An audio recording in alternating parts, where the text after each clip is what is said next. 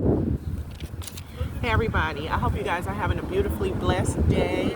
I am sitting in the park to make this video today. Normally I make my videos from my Jeep, but it is just too hot, so I decided to sit in the park and make this video today.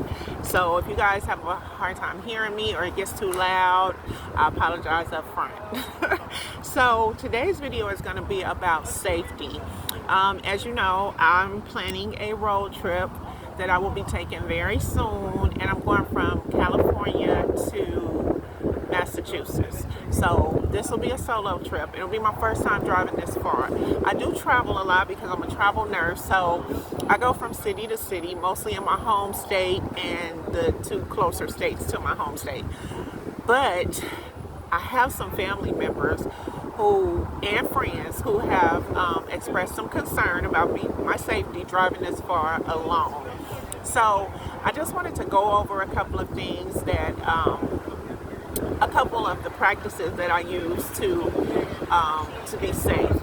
And so these are things that I've researched. These are tips that I've gotten from other travelers. These are things that I've used in the past. So I just want to share them with you guys. And hopefully this will make my family and friends feel a little more comfortable about me taking this road trip solo. All right. So the first thing is, of course, everybody's concerned with where you're going to stay. Now, I have my Jeep set up for me to sleep in it, and they all know this. So that's, I think, where the main concern comes in. Like, okay, you're going to be sleeping in your car, but are you safe sleeping in your car? So I just wanted to say that, number one, I feel safe in my car. And I'm going to go over the things to let you guys know why I feel safe sleeping in my car. But on this trip, my number one choice of places to stay is going to be with friends and family. So along this trip, I have certain friends and certain family members that I'm going to be stopping in their hometowns, in their cities, and I'll be staying with them at that time. The second place my second choice for places to stay is travel centers. So travel centers are like pilots, the TAs, the truck stops where the truckers usually stop. So I've stayed in those places before, and what happens is they have an area that's just for the trucks, but they also have an area that's for cars and SUVs. So you park in the area that's for SUVs. These places are usually open 24/7. There's constant traffic. So I just back my Jeep in and I go to sleep, wake up in the morning, and continue on where I'm going. The good thing about these places is they also usually have the places where you can shower. They have places where you can buy your food in the morning, grab your breakfast. I've even seen some with barber shops, and I saw one with the movie theater. So these places are set up for travelers. So I stop at one. There's one that I stop at regularly when I'm traveling back and forth in my state, my home state, back and forth to work. So yeah, that would be my second choice. My third choice is I haven't done this in the past, but through my research and watching other travelers, they've suggested that hospital parking lots are good. Hospital parking lots, casino parking lots, hotel parking lots. These places have been suggested, and I think that they're pretty good because usually, like ER parking at the hospitals, they have security. Casinos have security. So those would be comfortable places that I would stop and stay overnight. So those would be my three choices. One, family and friends. Two, the travel centers. And then number three, the hospital, casinos, or hotels. So those are places that I will be stopping in along this route for this trip to stay overnight. The second concern is protection and safety. So the first thing that I suggest to anybody who's traveling is that you carry a weapon of some type. Doesn't matter what it is, it's whatever you feel comfortable carrying that you feel like you can protect yourself with. So yeah, carry you some form of a weapon for protection. Yeah. The second thing is that you always keep your phone charged. You never know when you're going to have an emergency and have to call out for help. So you always want to keep your phone charged. The third thing that I always do when I do stop is I back my car in when I park. I never park forward in, because if there's an emergency, I want to be able to jump in my seat and go. So I don't have time to be trying to look behind me and back out and all of that. I'm trying to get out of that parking space, so I want to get in my seat and be able to go. So it's safer and it's easier to back your car in. So yeah, those are the three things that I think are huge for safety. The other thing is just, always be aware of your surroundings. It's really important to know where you are, know who's around you. So that's I think that's the most important thing, is to be aware of your surroundings. So yeah. The other thing that I think is important for safety is, especially if you're going to be sleeping in your car or staying in your car overnight, what I do is and I'm looking down at my notes, you guys, so if you see me looking down, that's what's going on. Everything that I need to do before I go to the place where I'm going to stay overnight, I do before I get there. So I might stop someplace like a McDonald's or something and use the restroom or grab something to eat, or whatever I'm going to need to do that requires me to get out of my car. I'm going to do it there, and then I'm going to drive to the place where I'm sleeping. Once I get there, I'm going to sit and observe my surroundings, see who's around, see what's going on, make sure that it's a place that I feel comfortable in. The next thing I do, if I decide this is somewhere I want to stay, I start putting up my window coverings. So once I put my window coverings up, then I feel comfortable to move around in my Jeep and do the things that I need to do to prepare myself to go ahead and rest for the night. So that's something that's really important. The other thing is that I keep my keys next to me. Sometimes I clip them on me, but usually I keep them on a little hook that I have that's right next to my head when I'm laying down in my car, in my Jeep. So that's really important. And then the other thing is that I always have two people that know where I am at all times. I downloaded the 360 on my phone so that my kids know where I am at all times. I have an Android, so they can download, your family members can download that, you can download that, and then you guys are able to see the location of whoever you're looking for. So I do that. I also make the phone calls. I call two people. Usually one is one of my children, and then the other would be a friend of mine or somebody like that. So I call them each right before I go to sleep, and then I call them each as soon as I wake up in the morning and let them know, hey, I'm safe, I'm getting ready to hit the road again.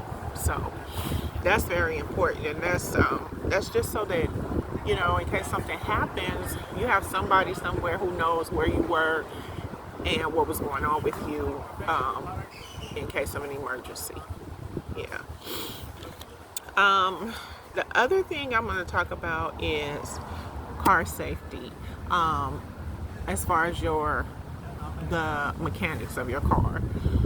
So with car safety, of course, before I take off for my trip, I'm going to have my car, well, I've already had my car, I've already had it tuned up, I've already had all of the things that I need to be done for my car to ride safely have been done. And like I said, those things would include like doing the tune-up, just taking it to the mechanic and having them do a complete service to the car, to the vehicle. The other things I do are I carry jumper cables, and I carry a portable charger for my jumper cables. So you can get them on Amazon. I don't have mine with me now, or I will show you guys because I'm sitting in the park. I'm not in my car. So they're very small. You can, they come with the cables connected to them. You would just connect them to your battery, hit the on switch, and go ahead and jump start your car. Like, I've seen big trucks use this thing to jump start their trucks up, so it definitely works. But I have that, and then I also have, I made sure that I keep a good spare tire. I had them check my spare tire just to make sure it was good, and it is. But I also have a mobility kit it's a little kit that if I get a flat tire, I connect it to my tire, I press the on button, and it'll go ahead and it'll pump up my tire for me to go at least until I can get to safety. So I have those. What else? Oh, drive time. So drive time for me, I only drive during the daylight. I never drive at night for safety purposes. It's just, especially as a woman by yourself, it's just not good to travel at night. So I only travel during the daytime, and I never travel more than 6 hours. So I always try to plan my schedule out so that I can get to where I need to be by that 6th hour. So once I get to where I'm going, that's when I go ahead and start to prepare for my night or where I'm going to stay. But just no more than 6 hours, and always in daylight. I'm never going to drive at night. If I think for some reason I can't get to where I'm going before dark, I'm going to go ahead and wherever I feel safe stopping before dark, that's where I'll stop. But I try to plan it out in advance so that I can get there before dark. The other thing is that we all have this GPS, these Google Maps and all this that we use. But I saw someone who said something that made a whole lot of sense to me. She travels and she writes out her route. Back in the day we used to have the Thomas Guide, but you can still get them, but I don't have one. So what I do is, what she suggested is to write out your route. Like, I'll write out my whole route, just like a map, so that if there's an emergency and my phone dies or my GPS goes out, I can continue to go to where I need to get to. So I do that, and I do that all the time. Even when I'm traveling to locations that I'm going to work at, I always write out my route, just so I'll know where I'm going. And I verify, certain things along the route just to make sure that I know where I'm going.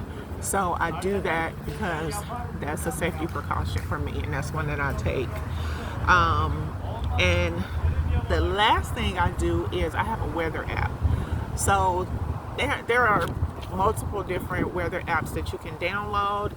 I have, which one is mine called? I can't think of what mine is called right now, and since I'm recording on my phone, I can't look at it. But all you have to do is type in weather app on your phone, and it'll pull up a whole bunch of them. So I always want to know what the weather is in the city or state that I'm heading to. So I don't want to be surprised by running into a storm or running into anything that's weather that I might not feel comfortable driving in. I don't generally like to drive in rain. I got caught in a hailstorm once, and I was not a happy camper. I did not like it, so I try to make sure that I don't have that situation going on anymore. Yeah, so I'm trying to think, am I leaving out anything? I do have my notes, but I feel like I'm missing out on something that I did want to say. Yeah, so anyway, and last but not least, let me say this. I always say a prayer when I get behind the wheel of my car. Ever since I was a little girl, my mom, when we got in the car and we got ready to drive, we said the Lord's Prayer. We said it every time. So I remember being a little girl in the mornings on the way to school, we were saying the Lord's Prayer. And any of my friends that was riding in the car with us, they were saying the Lord's Prayer too. So, so that's just, it's ingrained in me, and I do that. And I think that's the most important thing to do when you get ready to travel, or when you get ready to do anything, as a matter of fact. Say a prayer first. But yeah, those are some of the safety measures that I have in place. Those are some of the tips that I've heard other people talk about that they use when traveling. So yeah, hopefully for my family and loved ones, if they take time to watch this, it'll help them to feel a little more comfortable. Hopefully someone here will hear something that they didn't know that they can use to help them feel a little more comfortable and to contribute to their safety while traveling. And yeah, I think I covered everything. If I missed anything, write it out in the comments and let me know. And I thank you guys for watching. Thanks for taking your time. These little kids are starting to get a little loud, so I'm going to go ahead and cut the video. But I would love for you guys to like, comment, and share. And thank you so much. I will see you guys soon. Bye.